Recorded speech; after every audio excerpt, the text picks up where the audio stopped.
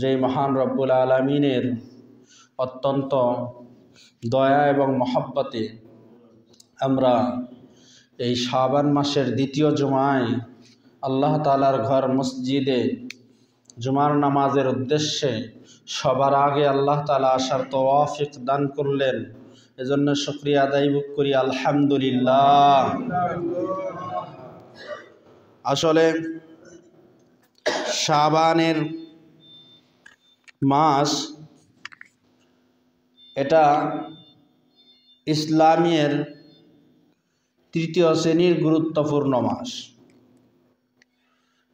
শাবান মাস তথা মুহররম মাস তথা রজব মাস, এই মাসগুলো ইসলামের প্রথম শ্রেণীর গুরুত্বপূর্ণ না, দ্বিতীয় শ্রেণীর গুরুত্বপূর্ণ মাস। প্রথম শ্রেণীর গুরুত্বপূর্ণ মাস হলো সেই মাস পবিত্র মাহে রমজান এবং জিলহজ মাস। এই দুইটা মাস বেশি গুরুত্বপূর্ণ। শাবান মাসের সম্পর্কে আল্লাহর রাসূল সাল্লাল্লাহু আলাইহি ওয়াসাল্লাম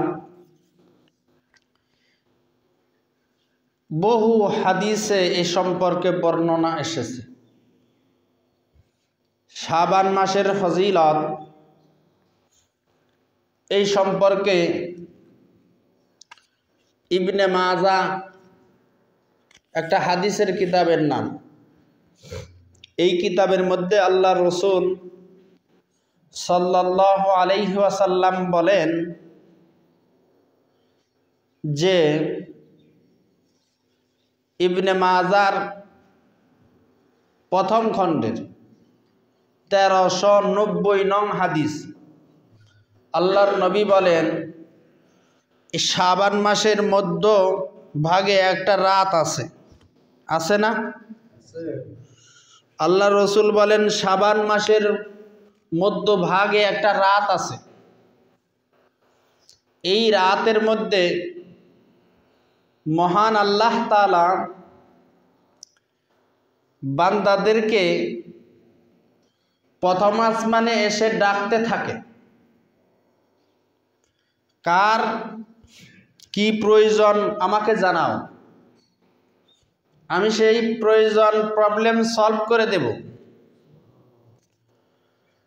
এইভাবে করে ডাকতে থাকে। আর আল্লাহর নবী সাল্লাল্লাহু আলাইহি ওয়াসাল্লাম বলেন ওই ব্যক্তিদের ডাক আল্লাহ গ্রহণ করেন যারা মুমিন। তারা কি মুমিন? যেই কোনো মুমিনের ডাক আল্লাহ গ্রহণ করেন। আল্লাহর ডাক গ্রহণ করার জন্য ইবনে মাজা শরীফে আল্লাহর নবী দুইটা শর্ত দিয়েছেন। এই দুই শর্তের উপর যাদের আমল নাই তারা ডাকলেও আল্লাহ তাআলা সাড়া দিবেন না। শর্ত দুইটা সম্পর্কে আমাদের সবিস্তারে আলোচনা করার উদ্দেশ্যেই আজকে বসেছি। এখন সারা রাত্র ইবাদত করলাম, দুইটা শর্ত মানলাম না, তাহলে কি আল্লাহ আমাদের ডাকে সাড়া দিবেন বলেন তো দেখি? এই দুইটা শর্ত জানা দরকার আছে না? শবে বরাতে কোনো হিন্দু ইবাদত করে না, বৌদ্ধ খ্রিস্টান এরা তো করেই না মনে হয়। মুসলমানেরা ইবাদত করে। কারা?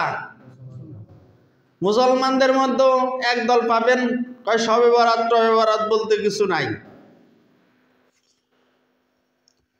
ওনারা আবার বেশি কট্টরপন্থী। আল্লাহ রাসূল সাল্লাল্লাহু আলাইহি ওয়াসাল্লাম বলেছেন তোমরা মধ্যম পন্থা অবলম্বন। কোন পন্থা? মধ্যম পন্থা। মুহাম্মদ রাসূলুল্লাহর উম্মতের খাসলত স্বভাব হলো কি? মধ্যম পন্থা অবলম্বন। ওনারা বেশি কঠোর। ওনারা বললেন শবে বরাত বলতে কিছু নাই। আরেক দল আছে শবে বরাত আছে,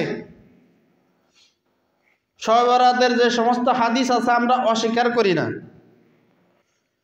কিন্তু বিশ্বের অনেক মুসলিম এই হাদিসগুলাকে একেবারে অস্বীকার করে। এই হাদিসগুলো সম্পর্কে যত রাওয়ায়াত কিতাবের মধ্যে আসছে, আমি প্রায় 70 থেকে 80, 90টার মতো এর রাওয়ায়াত পড়েছি এই পর্যন্ত, এই কয়েকদিনের মধ্যে। তন্মধ্যে থেকে যা বুঝেছি,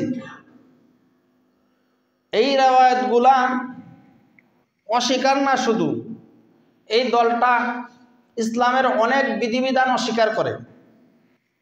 তন্মধ্যে উদাহরণ একটা বিধিবিধান, তার নাম হলো নামাজের পরে দোয়া। নামাজের পরে কি দোয়াটাকে তারা অস্বীকার করে। এদেরকে আমরা আদর করে ডাকি আহলে হাদিস, তারাও নিজেদেরকে আহলে হাদিস দাবি করে। এদের সাথে আমাদের নামাজেরও কিছুটা পার্থক্য রয়েছে। তারা নামাজ আদায় করে, আমরা নামাজ আদায় করি, কিছুটা পার্থক্য রয়েছে। কোন দিকে?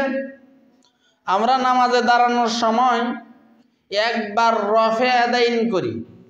রফে আদাইন বলা হয়, রফা অর্থ উঁচু করা, ইয়াদাইন মানে দুই হাত। দুই হাত আমরা একবার উঁচু করি। কয়বার? নিয়ত বাঁধার সময় কয়বার? একবার না? আল্লাহু আকবার।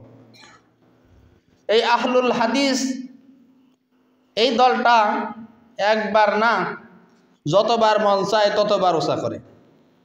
তারা মনে করে, তারা বলে এবং লোকদেরকে বলে, যতবার উঁচা করবা তত সোয়াব, যত উঁচা করবা তত সোয়াব। আর আমরা বহু হাদিসের মধ্যে পেয়েছি আল্লাহ রসুল সাল্লাল্লাহু আলাইহি ওয়াসাল্লাম শিক্ষা দিয়েছেন, এবং আল্লাহ রসুল সাল্লাল্লাহু আলাইহি ওয়াসাল্লাম কোনোদিন প্রথমবার যে হাত উঠিয়ে বাঁধছেন আর পরে আর আগে পরে আর কি করেন নাই, হাত উঠান নাই। এগুলো তারা অস্বীকার করে। আর বহু আমল আছে। শবে বরাত, সবুল বরাত, সবুল বরাত, এটার আরবি নাম হলো লাইলাতুম মুবারাকা। কি? আরবিতে আরেকটা নাম আল্লাহ রসুল বলেছেন যে নেসফে শাবান। কি শাবান? নেসফে শাবান, এটাও আরবি নাম। আবার আল্লাহ রসুল সাল্লাল্লাহু আলাইহি ওয়াসাল্লাম, তাহলে আমরা আরবি দুইটা নাম পাইলাম, একটা হলো নেসফে শাবান আর একটা হলো কি লাইলাতুম মুবারাকা। আর আমরা যেই নামে এই রাতকে চিনি, সেই নামটা হলো, এই রাত হলো শবে বরাত। এই শব্দ দুইটাই হলো সম্পূর্ণ ফরাসি শব্দ। এর বাংলা অর্থ হলো সব্বুল বরাত। বরাত শব্দের অর্থ হলো মুক্তি, কীতি। আর সব অর্থ রাত্রি, মুক্তির রাত। কিসের রাত? মুক্তির রাত। অনেকে, আমাদের মধ্যে অনেকে আছে এই বরাত বাংলা ব্যাখ্যা করে, বরাত মানে ভাগ্য। কি করে? বরাত মানে ভাগ্য, ভাগ্যের রাত, এরকম অনেকে ব্যাখ্যা করে। আমাদের মধ্যে অনেকেই করে। না, এটা না। বরাত শব্দের শাব্দিক অর্থ হলো কি করা? মুক্তি, মুক্তি। কারণ আল্লাহ তাআলা এই রাত্রিতে বহু সংখ্যক মুমিনদেরকে মুক্তি দান করেন। সুবহানাল্লাহ। আগেই বলেছিলাম, দুই ধরনের স্বভাব যার আছে, যে মুসলমানের, তাকে আল্লাহ তাআলা মুক্তিও দেন না, তার দোয়াও কবুল করেন না। কয় ধরনের স্বভাব? দুই ধরনের স্বভাব। এই দুই ধরনের স্বভাব সম্পর্কে কোন হাদিসে আসছে? ইবনে মাজার প্রথম খণ্ডের 1390 নম্বর হাদিস। আল্লাহ রসুল সাল্লাল্লাহু আলাইহি ওয়াসাল্লাম বলেন, সবাইকে আল্লাহ মাফ করে দেন, সবাইকে আল্লাহ তাআলা এই শবে বরাতের রাত্রিতে মাফ করে দেন। সুবহানাল্লাহি ওয়া বিহামদি। দুই ধরনের ব্যক্তিকে মাফ করেন না। মুমিনদের মধ্যে, মুসলমানদের মধ্যে পয়লা নাম্বার কোন ব্যক্তিকে মাফ করেন না? যার মধ্যে শিরিক আছে। কি আছে? শিরকের গুনাহ আছে, তাকে আল্লাহ তাআলা মাফ করেন। শিরক কি জিনিস অনেকবার বুঝিয়েছি। শিরকের আবিধানিক সংজ্ঞা হলো, শিরক শব্দের শাব্দিক অর্থ হলো অংশীদারিত্ব স্থাপন করা। কি করা? বলেন না সবাই, মুখস্থ করে নেন। অংশীদারিত্ব স্থাপন করা বাংলা অর্থ। আর এর পারিভাষিক সংজ্ঞা হলো, শিরক ওই জিনিসকে বলা হয় যার দ্বারা আল্লাহর গুণ, নাম, সমস্ত আল্লাহ তাআলার গুণাবলীর মধ্যে এবং ইবাদতের মধ্যে যদি আল্লাহ তাআলা ব্যতীত ওই স্থান অন্য কাউকে দেওয়া হয় বা বলা হয়, দায়িত্ব করা হয়, সেটাই শিরক। উদাহরণ, শিরক আমরা বহুভাবে করে থাকি। হযরত লুকমান হাকিম আলাইহিস সালাম তিনি তিনার ছেলেকে মৃত্যুর পূর্বে উপদেশ দিচ্ছেন, লা তুশরিকু বিল্লাহ, ও ছেলে জেনে রাখো কোনোদিন শিরক করবা না। ইন্নাশ শিরকা লা যুলমুন আযীম, শিরকের গুনাহ আল্লাহ কখনো মাফ করবেন না। শিরকের গুনাহ আল্লাহ কখনো মাফ করবেন না। কিতাবের মধ্যে লেখা আছে, শিরক যে যেইভাবে করা হয়, মালের মাধ্যমে শিরক করা হয়। মাল যেই রকম, কেউ যদি এরকম বলল যে আমার যে মাল আছে, এই মাল যদি আমার না থাকতো তাহলে আমি আর চলতে পারতাম না, শিরক। কেউ যদি বলে যে আমার যে চাকরি আছে, কি আছে? চাকরি আছে, এই চাকরি না থাকলে আমি আর চলতে পারতাম না, এটাও শিরক। চাকরি চালায়, কি বলেন আপনারা, চাকরিতে চালায়, বহু হাজার মানুষ চাকরি করে না, তারাও চলে, আল্লাহ খাওয়াইতেছে। বহু হাজার মানুষ এক বিন্দু পরিমাণ কাজ করে না, আল্লাহ চালাইতেছে। বহু হাজার মানুষ দিন রাত পরিশ্রম করে, তাকেও আল্লাহ চালাইতেছে। চালানের মালিককে? চাকরি চালায়নি। 5 বিঘা জমি চাষ করি, এই 5 বিঘা জমি যদি না থাকতো তাহলে আমি চলতে পারতাম না, শিরক। কি হইল? শিরকের গুনাহ। আমার বাড়িতে গাভী আছে, গাভী 5 কেজি করে দুধ হয় প্রত্যেক দিন। 5 কেজি দুধ 250 টাকা করে বিক্রি হয়।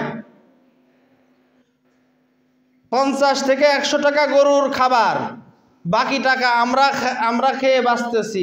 গাভীটা যদি এই সময় না থাকতো একেবারে বানের জলে ভেসে যাইতাম, বলে না অনেকে? শিরক।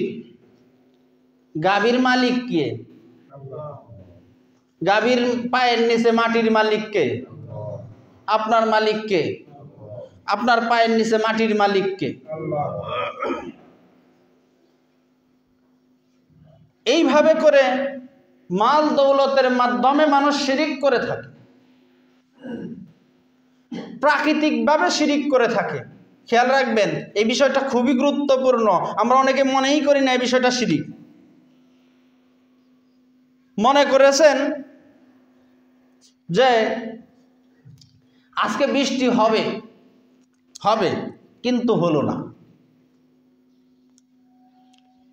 অনেক মানুষ এমন আছে আল্লাহকে সহ গালিগালাজ শুরু করে দেয়। কি করে দেয়?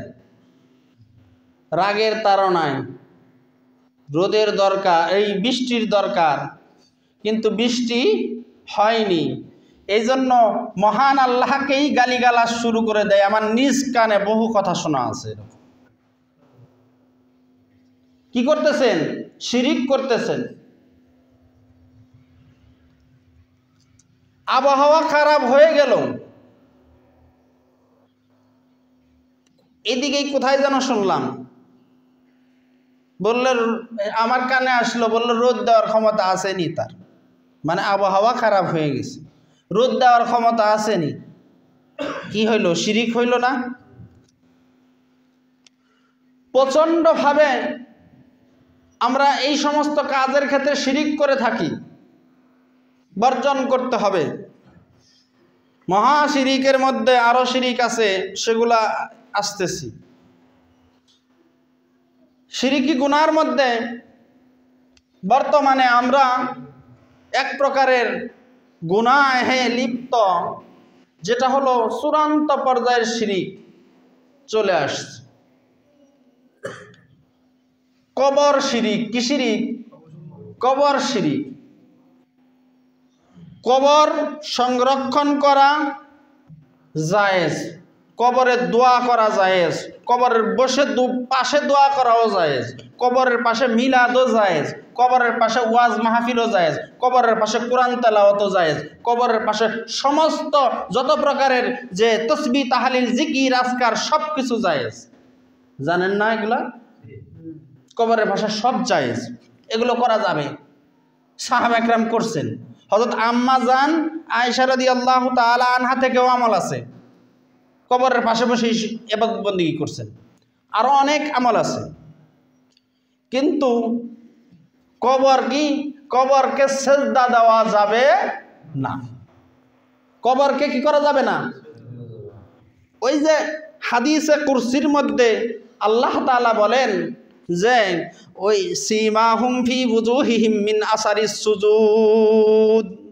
হাদিসে কুরসির মধ্যে আল্লাহ তাআলা এর ব্যাখ্যায়, এই আয়াতের ব্যাখ্যায় বললেন যে কপাল, এই যে কপাল যেটা আমি বানাইছি, এটা শুধুমাত্র আমার জন্যই খাস, অন্য কোথাও ব্যবহার করা যাবে না।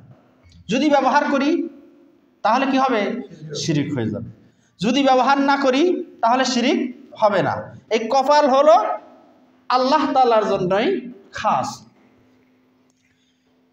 এই কবরগুলোতে যা করা দরকার, আমাদের ডাউলি কবরস্থান আছে না, এখানে বহু ভালো মানুষ দাফন হয়ে আছে না, যাদের আমলের এক আঙ্গুল পরিমাণ আমলও আমাদের, এরকম মানুষ আছে আমি জানি, এখানে দাফন হয়ে আছে। তাদের কবরের পাশে যাইয়া কি করেন আপনারা? সেজদা? জোরে কথা বললেন। সেজদা, দোয়া, তাহলে এখানে যদি আমরা তাদের কবরের পাশে, ভালো মানুষগুলা তাদের কবরের পাশে করতে হবে কি? দোয়া, জিকির, তসবিহ তাহলিল, কোরআন তেলাওয়াত অথবা দোয়া, জিয়ারত, এগুলো জায়েজ কাজ। আমরা যদি কবরকে বাইজি বাড়ি বানিয়ে ফেলি, কবরকে আমরা যদি সেখানে নাচ গানের আসর বসাই, সোয়াব না? কি বলেন? ভেবে চিনতে বললেন। সোয়াবের কাজ না গুনাহের কাজ? এগুলো করা যে করতেছে সে নিজে সোয়াব কামাই করতেছে, আর যার জন্য করতেছে তার জন্য অঢেল সোয়াব রেখে দিচ্ছে, এরকম নাকি? আসলে মূলত বলতে গেলে সমস্ত বাংলাদেশ সহ সারা পৃথিবীর সমস্ত কবরে যে সমস্ত আউলিয়া একরাম, যে সমস্ত ভালো মানুষগুলা পৃথিবী থেকে চলে গেছে, তারা একদিনও কোনো রেওয়ায়েতে বলতে পারবে যে আমার কবরের পাশে এই কাজ করি, বলছে নাকি? কবর জগতে যখন চলে গেছে, একজন আউলিয়াই চলে গেছে, একজন ভালো মানুষ চলে গেছে, তার কবরের পাশে কিভাবে যাত্রা গান হয়? এটা কোন বিবেকে ধরা দেয়? কবরের পাশে যাত্রা গান, এটা কি কোনো বিবেকবান মানুষের পক্ষে সম্ভব? কবরে যাত্রা গান দ্বারা কি ফায়দা হতে পারে বলুন আমাকে? কি পরিমাণ সওয়াব হতে পারে?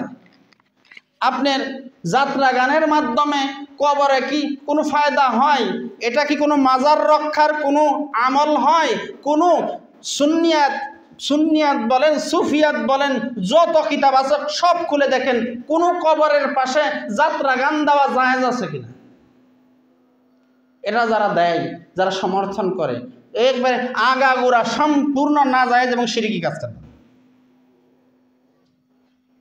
যাত্রা গান আগের দিনে আমরা শুনতাম মুরব্বীদের কাছে, যাত্রা দেখে ফাতরা লুকে। আপনি যাত্রা গান দিয়ে যে কবরের মধ্যে যে লোকটা শাহিত আছে উনি হয়তো ভালো ছিল, কি কথা বলেন, যে কবরে শাহিত আছে তিনি লোকটা ভালো ছিল, আমলওয়ালা ছিল, তাকে সহ আপনি ফাতরা বানায় দিলেন, তাকে সহ কি করে দিলেন, ফাতরা বানায় দিলেন। যাত্রা গান দেওয়ার জায়গা কি মাজার, কবর? তাহলে যদি ভালো হয় তাহলে আমাদের কবরস্থানে একটা যাত্রা দিলে কেমন হয়? হ্যাঁ, কি বলেন? এই যে শিরকগুলা হচ্ছে আমাদের কবরস্থানে, তো যাত্রা প্রত্যেক সপ্তাহে এক কপি করে দেওয়া উচিত, কারণ মুর্দা অনেক বেশি, ঠিক আছে? প্রত্যেকের নামে একটা করে যাত্রা দিতে গেলেও তো অনেক যাত্রার প্রয়োজন, সারা বৎসরই একটা করে পালা একটা করে রাখতেই হবে। মানুষের বিবেক বুদ্ধি কোথায় যায় লোপ পাইল সেটাই বুঝে আসে না। এই যে শিরিকগুলা হচ্ছে, আল্লাহ রসুল বলেন শিরিক যাদের আমলে থাকবে তারা শবে বরাতে সারা রাত কাঁদলেও তারা কি করবে না, আল্লাহর কাছে কোনো অনুগ্রহ পাবে না। শিরিক থেকে আমাদের পরিত্রাণ নিতে হবে, সকল বিষয়ে শিরিক, এগুলোর থেকে আমাদেরকে কি করতে হবে, বিরত থাকতে হবে। শিরিকের আরও অনেক দিক আছে, সেগুলো অন্য সময় বলবো ইনশাআল্লাহ, আজকে সময় কম। আর একটা ইবনে মাজাহ শরীফের হাদিসের মধ্যে দুইটা কথা আল্লাহ রসুল বলেছেন। তার একটা কথা কি, আপনারা ওয়াজ শুনতেছেন, কোন দিক দিয়া যায় বুঝি না আমি। প্রথম কথা বলেছিলাম না কি,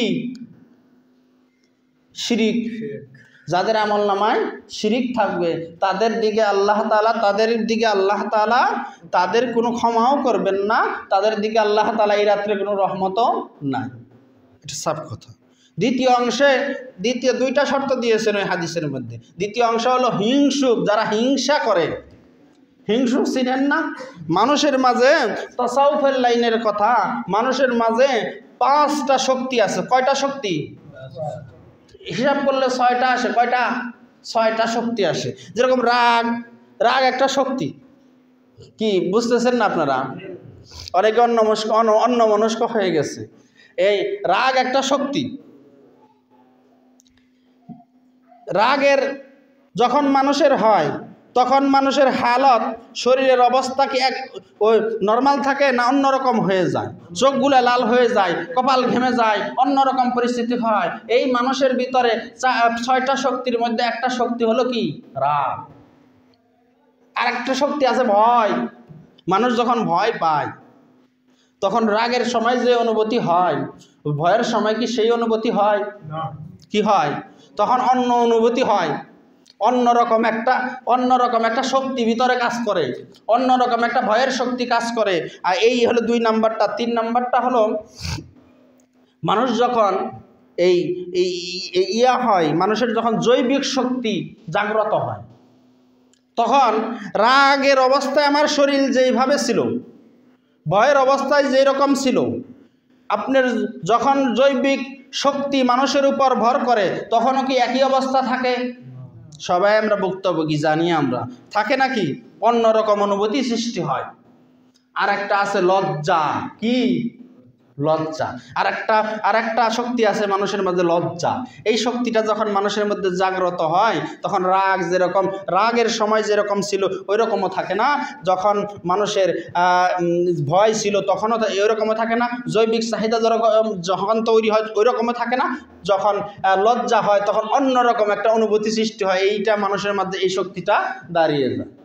আরও কয়েকটা আছে, বলতে গেলে অনেক সময়ের দরকার, আমার মূল আলোচনা থেকে বেরিয়ে যাবে। আর একটা আছে হিংসা। কি? হিংসা। এই ইলমে মারিফাতের লাইনে কাজ করতে হলে এই 6টা বিষয়কে নিয়ে 6টা বিষয়ের সাথে যুদ্ধ করে এগিয়ে যাইতে হয়। তাছাড়া তা না হলে এখন তো বর্তমানে কেউ যদি বলে হ্যাঁ আমি ইলমে মারিফাতের মোহিত হয়ে গেছি, আসলে বিশাল বড় মোহিত, আসলে যদি জিজ্ঞেস করি যে মানুষের মাঝে যে 6টা শক্তি আছে এইভাবে কিভাবে কন্ট্রোল করতে হয়, কিছুই বলতে পারবো না। বলি না কেন? লজ্জা পাবে। কেন? লজ্জা পাবে। এই 6 ধাপ, এই 6 শক্তির মোকাবেলা করার আগ পর্যন্ত কেউ ইলমে মারিফাতের লাইনে পৌঁছতেই পারবে না। এই 6 শক্তিকে মোকাবেলা করতে হবে, তারপরে সে ইলমে মারিফাতের লাইনে পৌঁছতে পারবে। হিংসা আসেনি, বহুত পর্যায়ে হিংসা চলে। হিংসা এমন পর্যায়ে হিংসা চলে, কেউ নিজের ভাইকেই হিংসা করে। কি করে? নিজের ভাইকে হিংসা করে, নিজের বন্ধুকে হিংসা করে না? ত্যাগ ছেড়ে দিতে হবে। প্রতিবেশীকে হিংসা করে, ছেড়ে দিতে হবে। অন্য যে আশেপাশের বা এলাকার অন্য কাউকে হিংসা করে, ছেড়ে দিতে হবে। হিংসা ছেড়ে দিতে হবে। হিংসা উদ্বৃত্ত হয় এইভাবে যে কারো সাফল্য অথবা কারো ভালো তার চোখে খারাপ লাগে, তার শুধু নিজের ভালো, নিজের সব কিছু এগুলাকেই উপরে উঠাতে চায়, এটাকেই এইভাবে হিংসা তৈরি হয়। হিংসা আমরা সকলেই ছেড়ে দিব, পারবো না ইনশাআল্লাহ? 2টা কাজ। কয়টা কাজ? হিংসা এবং কি? শিরিক। এই 2টা আমরা ছেড়ে দিব। কারো সাথে হিংসা নাই। হিংসা ত্যাগ করার একটা পদ্ধতি আছে। আমার এক উস্তাদ, ইলমে মারিফাতের উস্তাদ, আমাকে শিখাইছিলেন যে হিংসা ত্যাগ করার একটা পদ্ধতি আছে। যতক্ষণ তুমি যে মজলিসেই থাকো, সেই মজলিসে তুমি সবার চেয়ে নিজেকে ছোট মনে করবা যে আমার চেয়ে ছোট আর কেউ নাই, আমার চাইতে নিকৃষ্ট আর কেউ নাই। তখনই মনে করবা যে না, তোমার মধ্যে হিংসা যে রিপুটা আছে, এই রিপুটাকে তুমি কন্ট্রোলে আনতে পারবা। 4 নাম্বার গেল না? আরেকটা আছে, সেটা হলো লোভ যখন মানুষের তৈরি হয়, তখন গায়ের মধ্যে অন্যরকম একটা শক্তি কাজ করে না? হ্যাঁ, কথা বলতেছেন না আপনারা? লোভ শুধুমাত্র আমি কি বুঝবো নাকি? আপনাদেরও তো বুঝতে হবে যে লোভ যখন মানুষের আসে, টাকার লোভ, পয়সার লোভ, নারীর লোভ, গাড়ির লোভ, বাড়ির লোভ, শত প্রকারের লোভ আছে। লোভ যখন মানুষের মাঝে আসে, তখন অন্যরকম একটা শক্তি মানুষের মাঝে কাজ করে না? জি, সুবহানাল্লাহি ওয়া বিহামদিহি। এরপরে আরেকটা শক্তি আছে, সেই শক্তিটা হলো 5 নাম্বার গেল। 6 নাম্বার আরেকটা শক্তি আছে।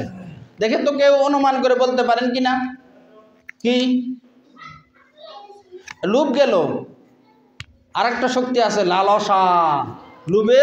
লোভের চাইতেও আরেকটা শক্তি আছে। কি? সেই শক্তির নাম হলো কি? লালসা। লোভ আলাদা জিনিস, লালসা আর আলাদা জিনিস। লালসা হলো সব সময় এই ধান্দায় থাকে কিভাবে এটা অর্জন করা যায়। ফাও বুঝছেন নি? ফাও বুঝেন নাই? বিনা পরিশ্রমে যে এইটা কিভাবে অর্জন করা যায়, কিভাবে অন্যের জমি হাতিয়ে নেওয়া যায়, কিভাবে চুরি করে অন্যের মাল হাতিয়ে নেওয়া যায়, কিভাবে মোটরসাইকেলটা চুরি করা যায়, কিভাবে এই যে একটা লালসা, কিভাবে এই জিনিসটাকে নিয়ে নেওয়া যায়, এই লালসাটাকেও কন্ট্রোল করতে হবে। যাই হোক, এর আরও অনেকগুলো ব্যাখ্যা আছে, অন্যদিন আল্লাহ তাআলা সময় দিলে বলবো। এখন হলো শবে বরাতের আলোচনা। এখন এই কথা আমরা বুঝলাম কিনা দেখেন, শবে বরাতে এই রাত্রিতে আল্লাহ তাআলা মাফ করেন কাদেরকে? 2 ধরনের লোক। কোন 2 ধরন? যারা শিরক করবে না তাদেরকে, এবং কি? যারা হিংসা করবে না। এই 2 ধরনের লোক ছাড়া আর আল্লাহ তাআলা বাকি সবাইকে মাফ করে দেন। সুবহানাল্লাহ। শবে বরাত 15ই শাবান, আজকে রাত্রি। এই রাত্রি সম্পর্কে বহু হাদিসের মধ্যে আসছে। এই রাত্রিকে বলা হয় যে এমন রাত্রি, এই রাত্রিতে আল্লাহ তাআলা সারা বছর সমস্ত মাখলুকাতের রিজিক বন্টন করেন। এবং অন্যত্র হাদিসের মধ্যে আসছে যে এই রাত্রিতে আল্লাহ তাআলা বান্দার না, এই মাসের মধ্যে আল্লাহ তাআলা বান্দার রিজিক বন্টন করেন। কে কোথায় যাবে, এবং আসমান থেকে আল্লাহর কাছে হিসাব দিয়ে আল্লাহ তাআলা হিসাব দিয়ে দেন এই বছর কত মানুষ ইন্তেকাল করবে, তাদের রসিদ চলে আসে এই রাত্রিতে চলে আসে। কার হায়াত কতদিন থাকবে, কে অসুস্থ হবে, কে কথা বলে কে? 2 জায়গায় বয়ান হলে তো কিছুই বুঝবেন না, পরে বললেন কথা।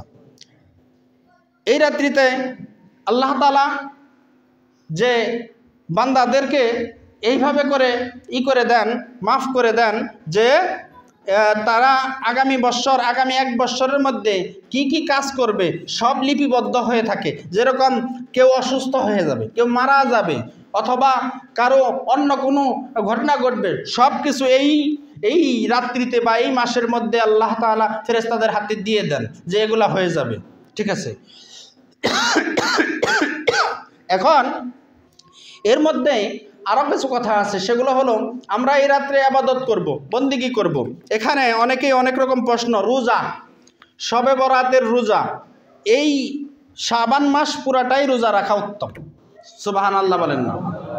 শাবান মাস পুরাটাই রোজা রাখা উত্তম। 13 তারিখ, 14 তারিখ, 15 তারিখ, এই 3 দিন রোজা রাখা এক্সট্রা সুন্নত। 3 দিন রোজা রাখা এক্সট্রা সুন্নত। এটা হলো সকল মাসের জন্যই, সকল আরবি মাসের 13, 14, 15 এই 3 দিন রোজা রাখা উত্তম। আর হাদিসের মধ্যে আসছে যে শবে বরাত সম্পর্কে আল্লাহ রাসূল বলেন, সুকুমু লাইলুহা, তোমরা রাত্রিবেলা জাগো, রাত্রিবেলা জাগরণ করো, ইবাদত বন্দেগী করো। সুমু নাহারহা, দিনের বেলা রোজা রাখো। এই দৃষ্টিকোণে দেখা গেলে শবে বরাতের রোজা হয়ে যায় কয়টা? একটা। আর বাকি আরও যে রোজাগুলো আছে, যেগুলো অনেকে বেশি রাখতেছে, সেটাও কি হবে? সওয়াবে অন্তর্ভুক্ত হবে। এবং আমাদের মা বোনদেরকে বলে দিবেন, আরও 14 দিন আছে বা 14 দিন সামনে থাকবে, কারো যদি কাজা রোজা থেকে থাকে রমজানের পূর্বে জানি সেগুলো সেরে ফেলে, সেরে যেন রমজানে পদার্পণ করে। কারণ এখন এই মাস পর্যন্ত সুযোগ আছে কাজা রোজা সেরে নেওয়ার। নামাজের কথা রাত্রে আলোচনা করব, কিভাবে নামাজ আদায় করবেন, কিভাবে ইবাদত করবেন, এগুলো রাত্রে আলোচনা করবো ইনশাআল্লাহ। খাবারের কথাটা আসেন। আচ্ছা দিবনে আচ্ছা দিবনে ওইটা আছে। আচ্ছা খাবার সম্পর্কে অনেকের প্রশ্ন, কি খাবার খাওয়া যাবে, কি খাওয়া যাবে না। আমি অনেককে এইভাবে উত্তর দিয়ে দিছি, এখনও শুনেন কথা বলেন না, শুনেন পরে কথা বলি। খাবার ইসলামে কোনো নিষেধাজ্ঞা নাই, শুধুমাত্র রমজান মাসের দিনের বেলা ছাড়া। আর অন্য কোনো দিন কোনো নিষেধাজ্ঞা নাই এই খাবার খাওয়া যাবে, এই খাবার খাওয়া যাবে না, এটা কোনো নিষেধাজ্ঞা নাই। অনেকে বলে যে রুটি বানাবো কিনা, আমি বানায়েন খাবো, কারণ রুটি তো ওই দিনের জন্য কোনো হারাম না। হারাম নাকি? পাকিস্তানের লোকেরা সারা বছর রুটি খায়। এখন যদি বলি রুটি খাওয়া বেদাত, তাহলে ওই দিন তারা কি খাবে? না খায় মরবে না? এজন্য যে খাবার খায় সন্তুষ্ট হন সেটাই খাওয়া জায়েজ আছে, কোনো সমস্যা নাই। আর যদি এইটা মনে করেন যে আজকে খিচুড়ি না খাইলে গুনাহ হবে বা খিচুড়ি খাইতেই হবে, ঠিক আছে, তাহলে কিন্তু বেদাত। কেউ যদি মনে করেন আজকে গরুর গোশত খাইতেই হবে, তাহলে এই গরুর গোশত আর অন্য কিছু খাওয়া যাবে না, তাহলে কিন্তু বেদাত হবে। কেউ যদি মনে করেন আজকে ডাল দিয়ে ভাত খাইতেই হবে, তাহলে কিন্তু বেদাত হবে। কিন্তু স্বাভাবিক নিয়মে খাইতে থাকেন, আপনার যেটা ইচ্ছা খান, সমস্যা নেই। রুটি হালুয়া যদি আপনার খাইতে মন চায় খান। যদি এইটা চিন্তা করেন যে রুটি হালুয়া ছাড়া তো হয় না, তাহলে কিন্তু বেদাত হবে। কথা বুঝতেছেন নাকি? সবগুলো ক্লিয়ার করে দিলাম একেবারে। রুটি হালুয়া বানান, সমস্যা না, আমিও নিজেও খাবো, সমস্যা নেই। নিয়তটা কি রাখতে হবে? যে খাবার, সাধারণ খাবার আমরা সবসময় খেয়ে থাকি, আমি তো প্রায় সারা বছরই খাওয়া লাগে রুটি হালুয়া, বিভিন্ন জায়গায় খেয়ে থাকি, এই হিসাবে এই নিয়তে খাবো। যদি এইটা চিন্তা করেন যে আজকে এই রুটি খেতে হবে, রুটি না খেলে হবে না, তাহলে কি হবে? সবাই বলেন না, বেদাত হবে। কি হবে? বেদাত। কুল্লু বেদাতিন দলালা, আল্লাহ রাসূল বলেন কুল্লু বেদাতিন দলালা কুল্লু দলালাতিন ফিন্নার। সমস্ত বেদাত হলো জাহান্নামে যাবে, এবং সমস্ত বেদাতের